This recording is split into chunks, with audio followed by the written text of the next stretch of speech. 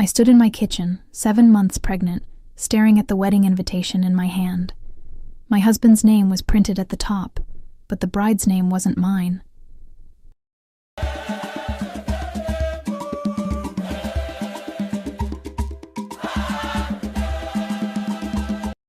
If you've ever felt like your whole life was a lie, hit that like button right now. Drop a comment telling me you're here for the full story.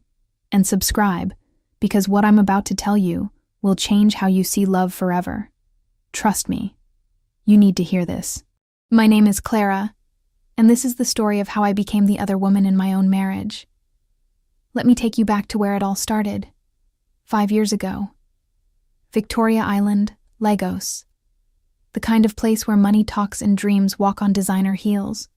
I was 24, fresh, ambitious. Working as a sales executive at one of those fancy tech companies where everyone pretends they're changing Africa while sipping 1,500 Naira lattes. That's where I met him, Daniel Okafor. Everyone called him Danny, tall, confident. The kind of man who wore Tom Ford cologne and Italian shoes that cost more than my monthly rent. He had this smile that made you feel like you were the only person in the room, even when you were standing in a crowd of hundreds. He was a client. Came in for a presentation about cloud solutions for his family's logistics company. I was assigned to his account. The first time our eyes met, I felt it. You know that feeling they talk about in movies?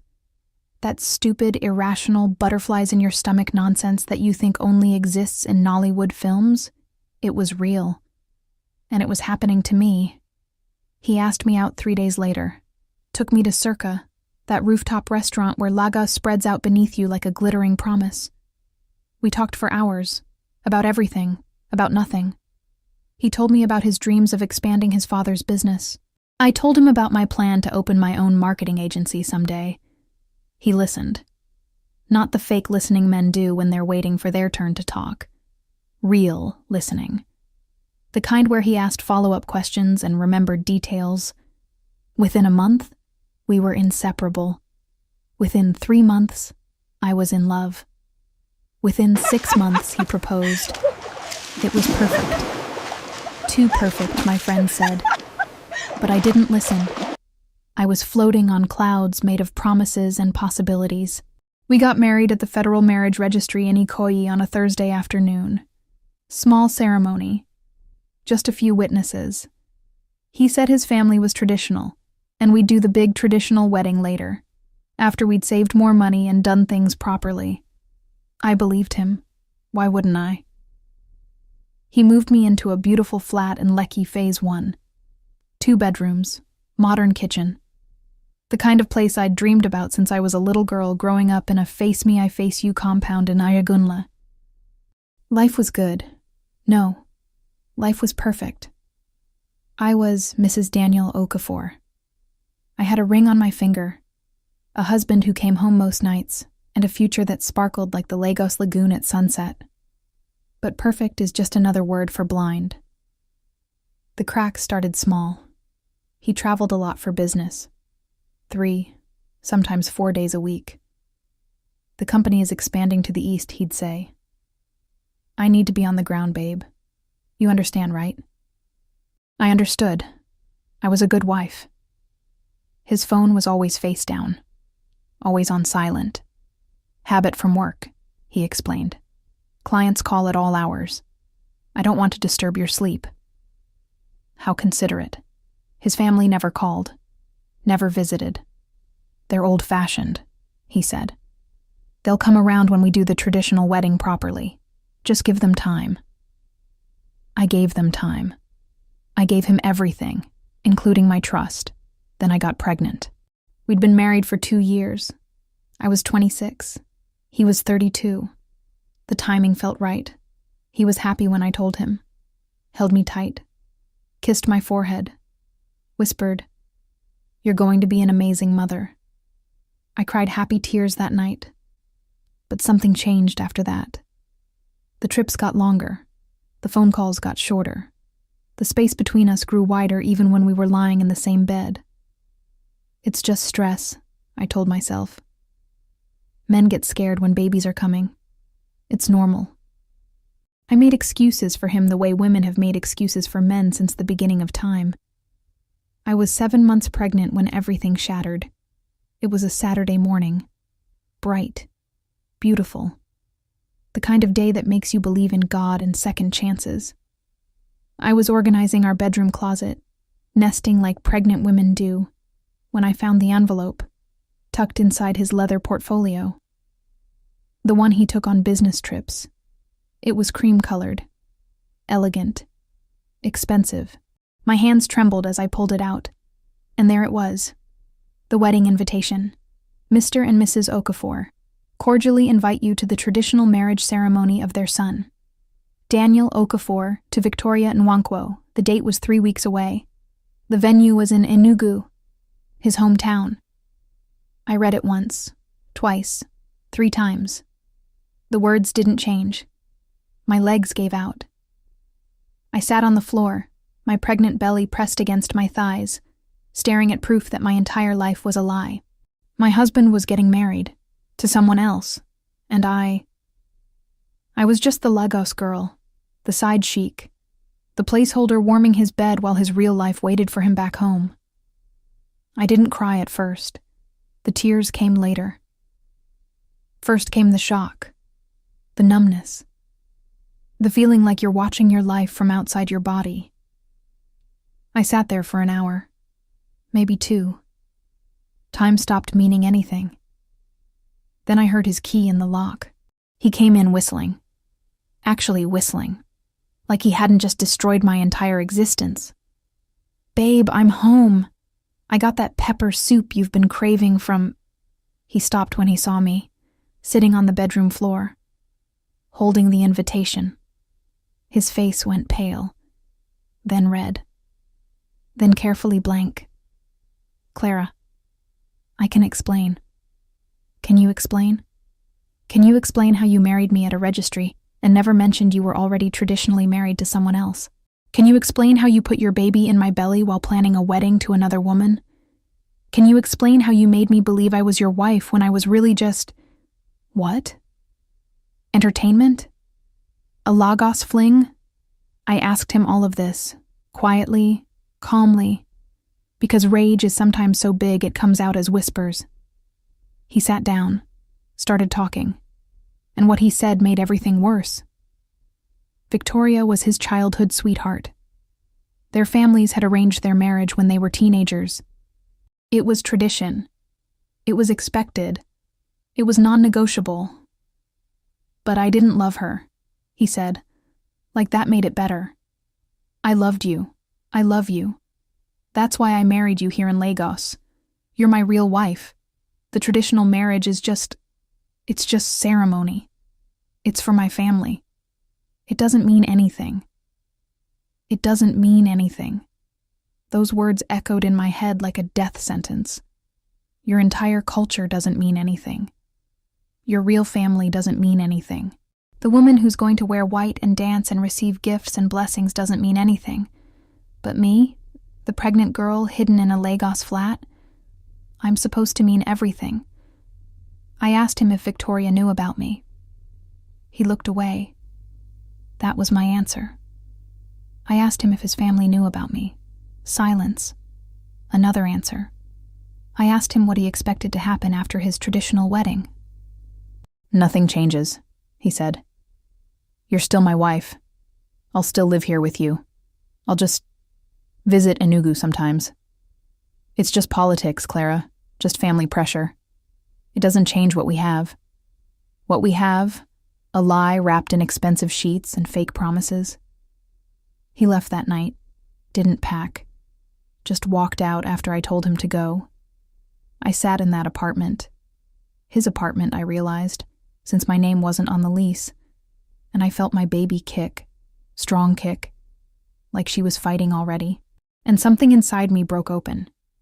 Not broke down, broke open. All that pain and betrayal and humiliation cracked me wide. And underneath it all, I found something I didn't know I had. Rage. Pure. Clean. Clarifying rage. I could have crumbled. I could have become bitter. I could have spent the rest of my life playing small, accepting scraps, grateful for whatever attention he threw my way between his real life in Enugu and his fake life with me.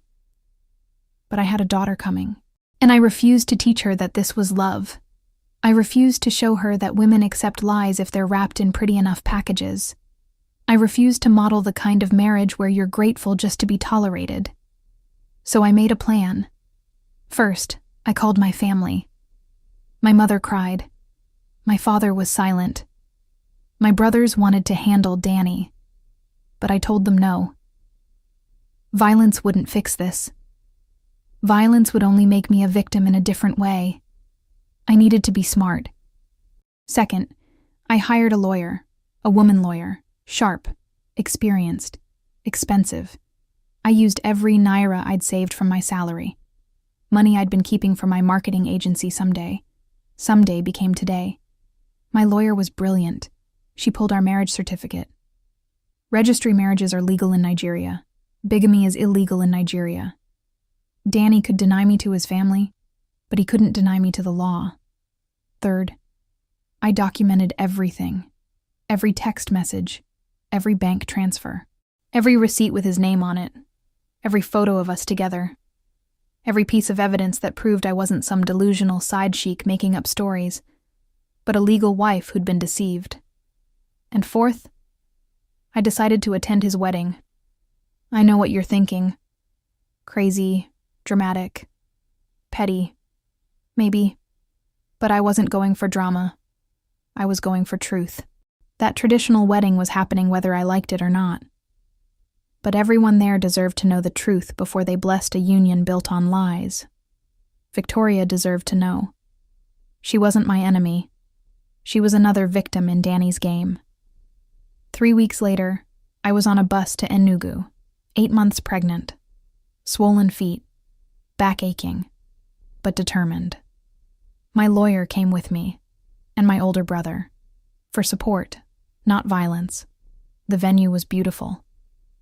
Decorated in gold and white, traditional Ubo cloths everywhere, live band playing, canopy tents filled with people in expensive aso ebi, money, status, respectability, everything I thought I had but never did. I waited, watched the ceremony begin, watched Danny arrive in his ivory-colored outfit, looking nervous but happy, watched Victoria come out in her bridal attire, beautiful and smiling, believing this was the beginning of her happily ever after. My heart broke for her. And then, when the MC asked if anyone had objections, I stood up. You could hear a pin drop. Hundreds of people turned to stare at the heavily pregnant stranger in the cheap Ankara dress standing in the back. Danny's face went white. His mother started shouting, "Who is this woman? Remove her!" But I was already walking forward, slowly, deliberately, my brother on one side, my lawyer on the other. I reached the front, looked at Victoria, really looked at her. She was young, 23 maybe, beautiful, scared, confused. "My name is Clara," I said, loud enough for everyone to hear. "And I'm Daniel Okafor's wife." Chaos, shouting, cursing, denial. But I pulled out my marriage certificate, held it up. We were married 2 years ago at the Federal Marriage Registry in Lagos. Here are the documents. Here are the photos. Here are the bank statements showing we share accounts. And here, I put my hand on my belly. Here is his child. Victoria staggered. Her mother caught her. Danny tried to speak. This isn't, she's lying. But my lawyer stepped forward, calm, professional, devastating. These are certified documents from the Federal Marriage Registry. Bigamy is a criminal offense under Section 370 of the Criminal Code Act. You can verify everything. I have copies for anyone who wants them. The wedding stopped. Just stopped. Like someone had pressed pause on a movie. What happened next was messy. Victoria's family was furious. Danny's family was in denial. Some people accused me of being a homewrecker. Others defended me. Some said I should have stayed quiet. Others said I was brave. I didn't care about any of it. I cared about Victoria. She was sitting outside the venue, crying, her beautiful bridal makeup running down her face. I sat beside her. She flinched. "I'm not here to hurt you," I said quietly. "I'm here because you deserve to know the truth before you married a liar." She looked at me. Really looked at me. "Did you know about me?" she asked. "No," I said. "Not until 3 weeks ago. I thought I was his only wife. I thought we were building a life together." She started crying harder. And then, something unexpected happened. She reached over and held my hand. 2 women. Both betrayed by the same man. Both sitting in the ruins of what we thought was love. "Thank you," she whispered. "Thank you for saving me." The aftermath was complicated. Danny tried to fix things, apologized, begged, promised to choose me now that everything was out in the open. I told him no, because here's what I learned. A man who lies to you about who you are will never respect who you're becoming. A man who hides you doesn't love you. He loves the idea of having options. A man who makes you the side chic in your own marriage will always find a way to make you smaller than you deserve to be. I filed for divorce, used the evidence my lawyer collected to ensure I got everything I was entitled to. Child support. Alimony. My name cleared. I moved back home with my family for a while. Had my baby girl there. Surrounded by people who actually loved me. Named her Amelia. Mother is supreme. Because I wanted her to grow up knowing that women don't need to shrink to fit into men's lives. That was 3 years ago. Today, I run my own marketing agency. It's small, still growing. But it's mine. Amelia is 3, beautiful, smart, stubborn as hell. She doesn't have her father in her life much. He pays support but barely visits. And honestly, we're better off, because I'm teaching her something more valuable than having a present father. I'm teaching her that truth matters more than comfort, that self-respect matters more than security, that being alone is better than being someone's secret. Victoria and I stay in touch. Strange, right?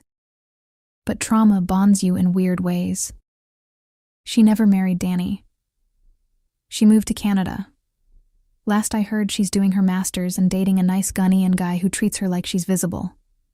We text sometimes. 2 women who survived the same storm.